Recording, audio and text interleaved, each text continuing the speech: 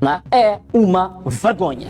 O descrédito total que se coloca uma instituição para encobrir os verdadeiros criminosos. Eu acredito que os próprios colegas do procurador devem se sentir envergonhados. Ainda não existe absolutamente nada que saiba sobre a morte de Elvino Dias. E o procurador quer dar a entender que poderá ter sido ele, os que já não conseguem enganar a ninguém. Passou mais de um ano, nem se encontraram as imagens dos bancos, da Embaixada da Rússia, das câmaras da videoconferência, não há nada.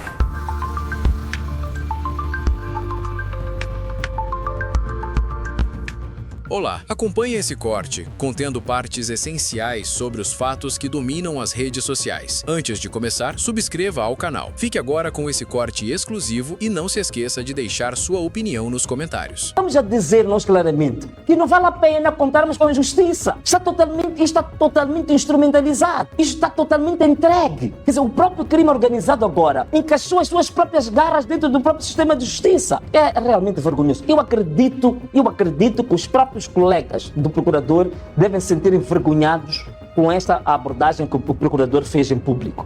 E a imagem da procuradoria, neste momento, está totalmente manchada por causa deste pronunciamento. O descrédito total que se coloca uma instituição para encobrir os verdadeiros criminosos. Passado mais de um ano, com imagens, com testemunhas à disposição, ainda não existe absolutamente nada que saiba sobre a morte de Elvino Dias. Mas são muito céleres abrir processos contra aqueles que são considerados opositores, aqueles que são considerados críticos, são muito céleres abrir processos, a ameaçá-los, e a fazer todo um cenário de perseguição com base no judiciário para defender certos interesses. Não é? É uma vergonha, não mais do que isso. Estas são as circunstâncias em que as primeiras imagens foram transmitidas, primeiras imagens foram partilhadas com o público. Temos aí este momento, penso que esta foi na Rua da Resistência, a rua que está junto, digamos, na rua onde está o pulmão.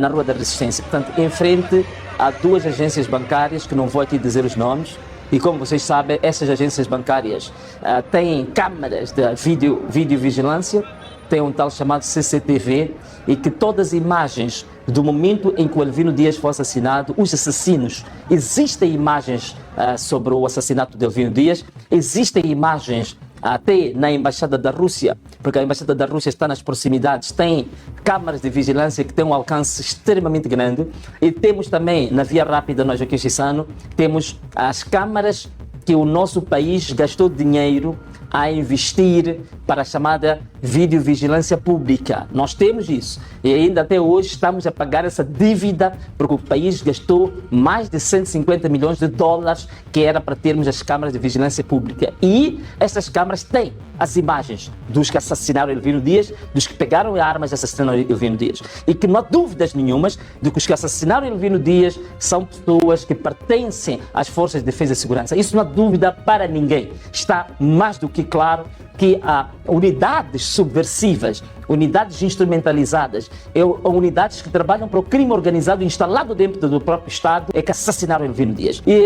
Mas vejamos uma coisa, para nós vermos quanto é que a podridão, a gangrena, o câncer introduziu-se profundamente no nosso sistema de justiça. Vejam, depois do assassinato do Elvino Dias, com 25 balas sobre Elvino Dias, alguém até perguntava, mas olha, alguém para evitar que a falsidade de uma certidão de óbito fosse tornada pública, precisa usar 25 balas para silenciar alguém? Então, vamos lá ouvir qual é que foi a versão da própria polícia logo após o assassinato de Elvino Dias, para nós vermos o quão podre, de quão nojento alguns gangsters tomaram conta do nosso próprio Estado. O crime ocorre quando as vítimas, fazendo-se transportar numa viatura de marca BMW, modelo X6, tomando o sentido de oeste a este, teriam sido abordadas e bloqueadas por duas viaturas ligeiras, de onde desembarcaram indivíduos até o momento não identificados, que, com recurso a armas de fogo, efetuaram vários disparos, ocasionando a morte e ferimento dos cidadãos acima identificados. Do apurado, constatou-se que as vítimas estiveram, momentos antes do sucedido, a confraternizar no mercado conhecido por Pulmão, no bairro da Malhangalene, onde supostamente houve uma discussão derivada de assuntos conjugais, de onde posteriormente teriam sido seguidos. A polícia... Viram isto? Então, assuntos conjugais, motivações passionais. Então, as pessoas que discutiram com Elvino Dias, né, falando de uma maneira mais coloquial, seu problema eram pitas, né? Seu problema eram pitas. Então, essas pessoas já estavam preparadas para essa discussão, que tinham armas de guerra, AK-47, munidas e até fazer 25 tiros sobre alguém por motivos de pitas. Então, chegou-se à conclusão que, de fato, aquela primeira versão era uma versão miserável, triste, inventada e, até certo ponto, vamos lá dizer assim, uma invenção que até denuncia certa cumplicidade. Nós tivemos a seguir a isto, fomos houve a deposição de flores no local do assassinato, acho que vocês todos acompanharam. Temos aqui algumas imagens no local do assassinato, fez a deposição de flores. Temos aqui algumas pessoas conhecidas, bem, digamos, proeminentes no espaço público moçambicano, e que vocês sabem que este foi um momento crucial para algo que veio a marcar este país. Porque no dia seguinte nós anunciamos esta deposição de flores, eu anunciei, que deveríamos fazer um protesto público a nível nacional. Um protesto em que, basicamente, o que nós íamos fazer era não ir trabalhar. Tanto aqueles que trabalhavam em conta do outro, como aqueles que tinham negócios próprios, nós ficaríamos em casa para protestar contra este assassinato bárbaro, contra este tipo de justificações, digamos, miseráveis, como esta que foi dada pelo porta-voz da polícia, de que foram motivos passionais. Então nós queríamos, digamos assim, reagir a isto. Queríamos protestar contra isto. Então marcamos a segunda-feira, dia 21 de outubro, que era exatamente para fazermos o protesto. E vejam só o que aconteceu. Fizemos o protesto, acho que temos as imagens do dia do protesto, o protesto pacífico, que era só ficar em casa, e alguns de nós iríamos ao local onde Elvino Dias foi assassinado, pura e simplesmente para uma concentração, para uma oração e também para mostrarmos o nosso repúdio, mas no local. Era uma manifestação legítima. Era um momento em que nós tínhamos que demonstrar que o povo não acreditava naquela versão da polícia e que o povo se rebelava, se protestava contra, digamos, não só o assassinato de Elvino Dias, mas o assassinato de vários outros moçambicanos que vinham ocorrendo de forma impune, envolvendo, digamos, operativos das Forças de Defesa e Segurança, envolvendo a própria polícia para matar cidadãos. E nós tínhamos que protestar contra isto. E aqui nós nos concentramos no local do crime. Veja só, no local onde assassinaram Elvino Dias, nós vamos lá para fazer orações, para mostrar um protesto.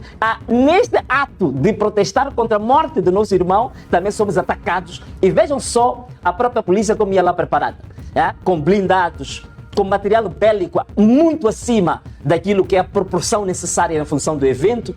E aqui está a reação. Ninguém neste momento tinha cometido nenhuma atrocidade, ninguém tinha cometido nenhum desacato, ninguém tinha feito nada que fosse contra a ordem pública. Mas está aqui a polícia a atacar. E vejam só, eu estava ali a dar entrevista com jornalistas internacionais, os próprios jornalistas foram atacados, jornalistas da Al Jazeera, da RTP, de vários órgãos da DW, vários órgãos nacionais e internacionais, foram atacados pela própria polícia. Vejam só isto, onde é que nós chegamos. Depois da morte do Elvino Dias, é isto que foram feito. Vocês matam as pessoas, assassinam as pessoas, e ainda negam o direito ao protesto. Quer dizer, negam-nos o direito à indignação. Nós nem nos podemos indignar pela morte do nosso próprio irmão.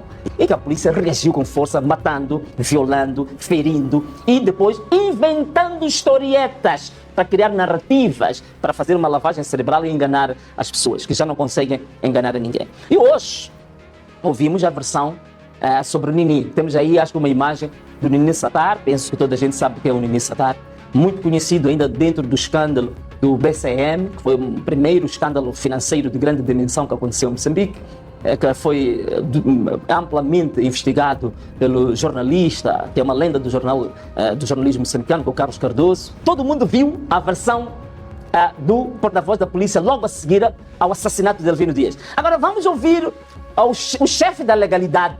O que é que ele foi dizer no Parlamento? Vamos passar essas imagens com som, por favor. Veio-se a concluir que aqueles documentos eram falsos. Não tinha esse registro de óbito e muito menos para o local onde disseram que tinha sido enterrado. Na sequência disso, foi instaurado um processo aqui para responsabilizar os autores. E somos surpreendidos com essa informação. Nós, como investigadores, aquela aparição dele, desafiando também outras pessoas que estavam envolvidas dentro do processo, que ele agora queria contar a verdade, não é uma linha que nós podemos descartar. Estamos a seguir esta linha de investigação. Muito bem, então nós temos aqui a linha de investigação dada a conhecer por Sua Excelência Procurador-Geral. A linha de investigação aponta para que o Elvino Dias queria colaborar com as autoridades e contar como é que falsificaram a certidão de óbito e como estava quase a contar. Então, aquele que seria prejudicado por essa verdade, tudo que o procurador quer dar a entender é que poderá ter sido ele, dentro da cadeia, a organizar um esquadrão para sair da cadeia e ir assassinar o Elvino Dias. Então, esta é a grande novidade do grande investigador, Procurador-Geral da República de Moçambique, e que é a grande tese das 3 linhas. Então, as outras linhas, não se sabe quem é, passou mais de um ano, nem se encontraram as imagens dos bancos, da Embaixada da Rússia, das câmaras da videoconferência, não há nada. Outras linhas são linhas que estão cinzentas, há nevoeiro, há neblina. A única linha que está clara, há um pouco de luz no fundo do túnel, é que o Nini Satar, a partir da cadeia, organizou o esquadrão para ir assassinar Elvino Dias, com armas que pertencem às Forças de Defesa e Segurança.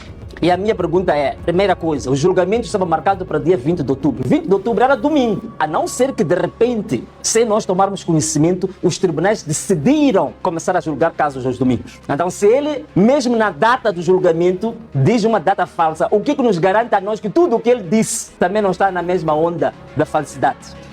Ponto número 1. Ponto número 2. Essas linhas de investigação surgiram antes ou depois de Nini Satar morrer? Porque o Nini Satar morreu recentemente, no ano passado. Então, as linhas abriram-se. Linhas que o Nini Satar estava vivo ou estava morto? Ou nunca houve nenhuma linha. Agora, a não ser que essas linhas seja linha para cozer tecido, mas se for linha de investigação, me parece que é uma desculpa esfarrapada e armaram muito mal o cenário. Esse enredo foi muito mal montado. A outra questão que a gente coloca ainda, se nas linhas de investigação há detidos, então estão a deter enquanto há linhas que estão a investigar.